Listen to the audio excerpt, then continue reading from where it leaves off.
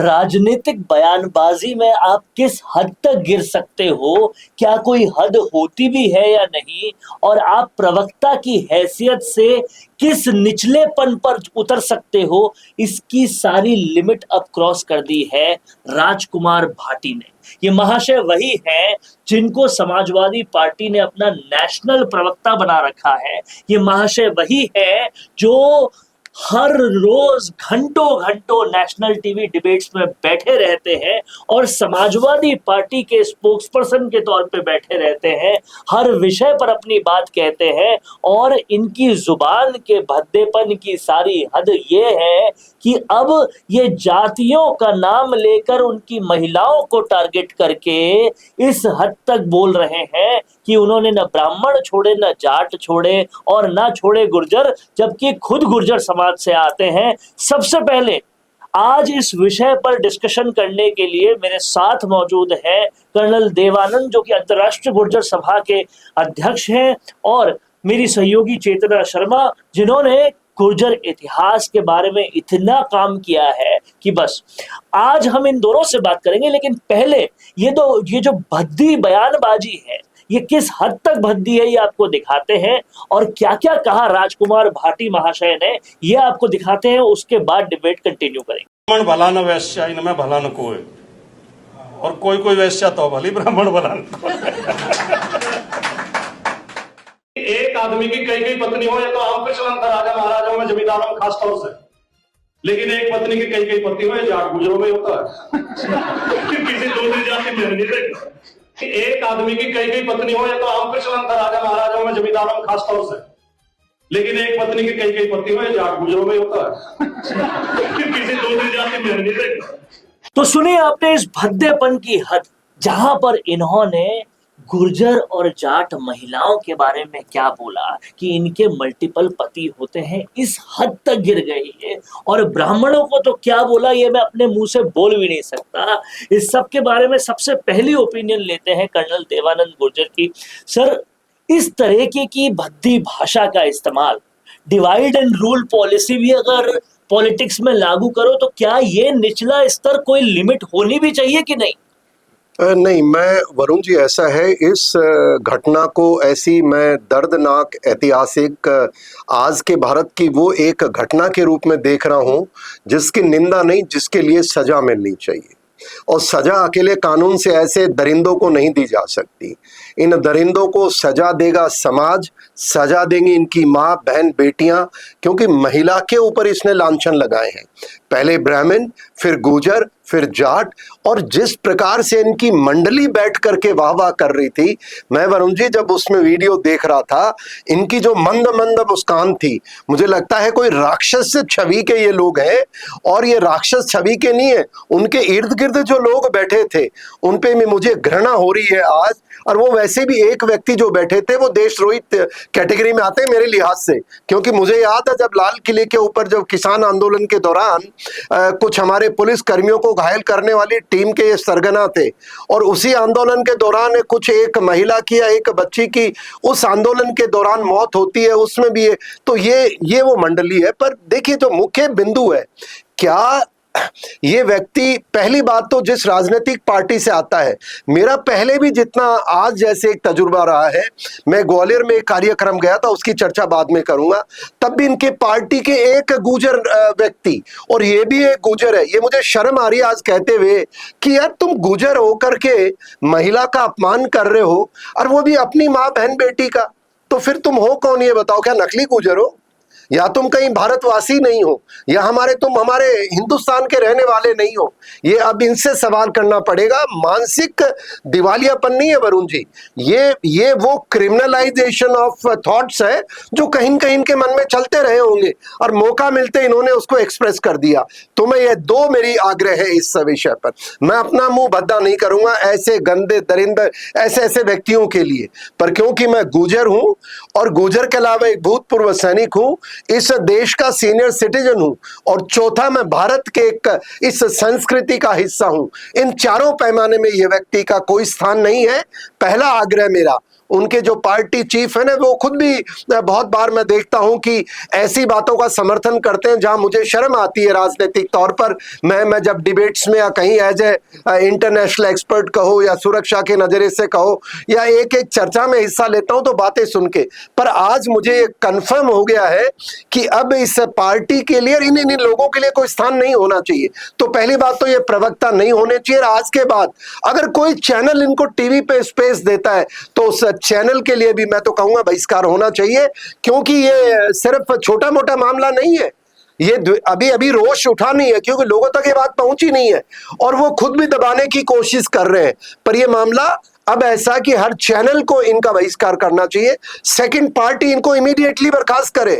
तीसरा, यूपी के सीएम साहब, ये आपके इलाके में हुआ है, एफआईआर लॉन्च और he should be behind the barge.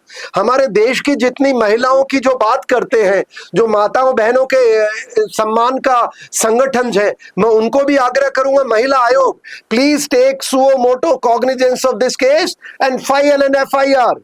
और पुलिस प्रशासन, जो भी आपके कानून है, मुझे नहीं पता है, मैं सुप्रीम कोर्ट और बाकी कोर्ट, आप भी तो बहुत बार सुओ मोटो लेते हैं, तो आज आप कहाँ बैठे हैं? प्लीज इस मुद्दे पर लेना चाहिए। और दूसरी सबसे बड़ी बात जो मैंने देखी है सर, जब भी ये डिबेट पे आते हैं अपने आप को बहुत बड़ा विद्वान मानते हैं, इतिहास का बताते हैं। सुधांशु त्रिवेदी के साथ बहस करते तो लगता है कि इतिहास ये समझते हैं, इन्होंने बहुत ज्यादा पढ़ा हुआ है। हमारे साथ चेतना शर्मा भी है जिन्होंने गुर्जर इतिहास पे खासकर बहुत ज्यादा वीडियोस बनाए हैं। चेतना जी, जिस तरह से ये इतिहास की बात करते हुए महिलाओं के लिए, गुर्जर और जाट महिलाओं के लिए इस भद्देबंद पर उतर जाते हैं, कहते हैं उनके मल्टीपल पति हो सकते हैं। क्या पहली बात तो इतिहास, भारत के परंपरा वाला इतिहास ऐसा कुछ कह सकता है? और दूसरी बात, ये क्या अखिलेश यादव की पार्टी बंद कराने पे तुले हैं क्या? यूपी के चुनाव अगले साल हैं और ये पार्टी बंद कराने की कहीं से सुपारी लेकर आए क्या जो इस तरह की भाषा बोल रहे हैं? बहुत बहुत शुक्रिया सर, मुझे इस बात पर अपनी बात रखने के लिए, मौका देने के लिए। पहली बात तो आप सभी ने सुना होगा, ये एक बहुत ही फेमस लाइन्स है नारियों के लिए, यत्र नारीस्तु पूजन्ते रमन्ते तत्र देवता। जहां नारियों का पूजन होता है वहां देवता वास करते हैं। और कर्नल साहब की इस लाइन से मैं पूरी सहमत हूं कि ये जो लाइन बोली है भाटी ने, वो सिर्फ और सिर्फ राक्षस ही बोल सकता है। क्योंकि आप अपना अस्तित्व देखिए, ये लाइन बोलते हुए क्या आपको अपनी माता याद नहीं आई? क्या आपको अपनी पत्नी याद नहीं आई? क्या आपको अपनी बहनें याद नहीं आई? अपनी घर की बहन बेटियां याद नहीं आई क्या? कैसे बोल सकते हैं कि एक पत्नी के इतने पति होते हैं? यानी कि आपकी पत्नी के भी कितने पति होंगे ये मालूम होगा आपको, इसलिए आपने ये लाइंस कही है। शर्म आनी चाहिए ऐसे आपको। के पत्नी होगी नहीं, मैं आपको लिख के देता हूँ चेतना जी, ऐसे व्यक्ति के न पत्नी हो सकती, न माँ हो सकती, और ना बेटी हो सकती, ना बहन हो सकती। अरे अगर इतिहास आपने पढ़ा होता तो आपको ये तो याद होता कि हमारी इतिहास में नारियों को किस तरह से पूजा जाता है। और बड़ी बात यहाँ पर ये है चेतना जी कि ये बांचते हैं इतिहास अलग अलग समाजों का। आज इनका खुद का इतिहास पता चलता है कि इनके घर परिवार में संस्कारों में नारी सम्मान तो नहीं ही होगा, जिस वजह से ये इस कदर उतर आए हैं।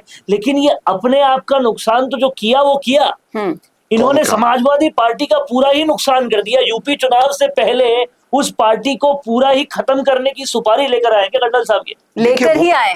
वो सुपारी तो उन्होंने ले रखी है। जिस प्रकार से मैं उनका वाद विवाद सुनता हूँ डिबेट्स में, कई बार मैं एक दो बार शायद साथ भी आया हूँ कोई दौर में, तो उस समय क्लियर है कि वो पार्टी तो गई खाटा। पर ये सवाल आज पार्टी से ऊपर उठ करके है। देखिए वरुण जी, ये मामला इतना गंभीर है, इतना संगीन है, मैं तो यही कह सकता हूँ कि ये शुक्र मनाओ, ये पता नहीं कौन से गुजर बाहुल्य इलाके में रह रहा होगा। जिस दिन गुजर और जाटों को इसका ये कर्मकांड पता लग गया कि और जिस दिन हमारे देश की ये जो नई पीढ़ी की बच्चियों को, युवाओं को, इनको पता लग गया कि जो ऐसी घृणा रहित एक मानसिकता के साथ एक मानसिक दिवालिये वाला व्यक्ति, एक जिसको इलाज की जरूरत है, वो खुला घूम रहा है, तो मैं ये आग्रह करूंगा उससे भी कि भाई अब तुम्हारा माफी से काम नहीं चलेगा, तुम राजनीति से संन्यास लो और अपना इलाज कराओ। चेतन जी, मैं पक्का कह रहा हूं, साइकेट्रिस्ट के पास इसको सरकार के तंत्र द्वारा पकड़ करके सजा की तरफ बाद में ले जाओ, पहले इलाज कराने की जरूरत और है। सबसे बड़ी बात है, 2 उपाधियां तो इसी डिबेट में मिल गई है, आप नकली गुर्जर हो या राक्षस गुर्जर हो, जो भी हो। नहीं, गुजर हो ही नहीं सकता, गुर्जर मैं हो कह ही रहा हूँ। नहीं सकते। क्यों, कौन सा गुजर दूसरी है? बड़ी बात तेरे को है, शर्म नहीं आई? तो अपनी माँ बेटी बहन के लिए कहता है गुर्जर हमारी। वो कौम है जिनके लोग समाज के लिए शहीद हो जाते हैं, जिनके लोग पटरियों पर समाज के लिए जान दे देते हैं, और वो समाज की बहू बेटियों को इस तरीके से कहे। अगर आज कर्नल किरोड़ी जैसे लोग जिंदा होते तो न जाने कितना बड़ा एक्शन हो चुका होता। आज भी गुर्जर समाज को इनको तुरंत बहिष्कार करना चाहिए। बिल्कुल। मैं तो आपसे भी आह्वान करूंगा, अंतर्राष्ट्रीय गुर्जर नहीं नहीं, सभा इसके खिलाफ कुछ निकाले। मैं तो कह चुका आपको। देखिए कि मैं जिस परिस्थिति के अंदर आज समाज और देश चल रहा है उसके अंतर्गत, क्योंकि मैं वायलेंस का कभी सहारा नहीं लेता हूं, मैं कानून का सहारा लेता हूं, और कानून के तरीके से काम होने चाहिए वरुण जी। और वो मैंने जैसे आग्रह किया वो होना चाहिए। पर समाज में इस चीज को लेकर के बड़ा रोष है। मैं कल से लेकर के कोई सैकड़ों मेरे पास टेलीफोन आ गए हैं वरुण जी, और चेतना जी के पास भी जरूर हमारे लोगों से चर्चा हुई होगी कि इस प्रकार के व्यक्ति को जवाब देना है, और समाज से आग्रह है।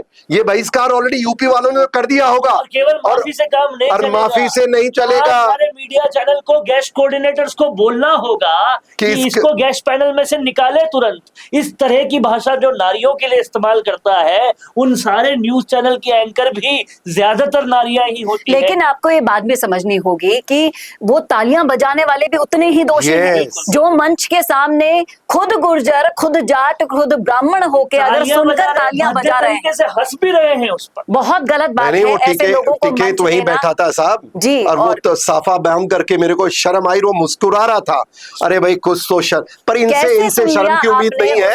अब कानून को अपना काम करना पड़ेगा, हमारे विभिन्न आयोगों को काम करना पड़ेगा, महिला आयोग को भी सुओ मोटो, सुप्रीम कोर्ट को भी, यूपी सरकार, और हमारे समाज को उसको बहिष्कार। और मैं आज कहता हूं हमारे समाज से, मेरी तरफ से मैं उसका बहिष्कार करता हूं। अब बाकी देखता हूं हमारा समाज इसके लिए कितनी शांति से लेके करेगा। हमारे संविधान ने अगर बोलने की आजादी दी है तो उस आजादी का इतना गलत फायदा नहीं उठाना चाहिए। और इस पर अगर आज एक्शन नहीं होता तो जो परंपरा, जो तहजीब लेकर भारत चलता है, जो सबसे पुराना इतिहास है भारत का, उस तहजीब पे बट्टा बैठेगा अगर इस पर कोई कार्रवाई नहीं हुई। तो मैं हमारे इंटरनेशनल गुर्जर महासभा, गुर्जर जितनी महासभाएं, उनसे आह्वान करूंगा कि हमें इसका आंदोलन करना पड़ेगा जब तक इस व्यक्ति को सलाखों के पीछे और मानसिक इसका इलाज नहीं हो तब तक। और योगी सरकार पर भी बहुत बड़ा सवाल उठेगा अगर कोई एक्शन नहीं लिया जाता है तो, क्योंकि कहीं ना कहीं इस एक्शन की उम्मीद योगी सरकार से ही लगाई जा सकती है। क्या कहते हैं कर्नल साहब आप?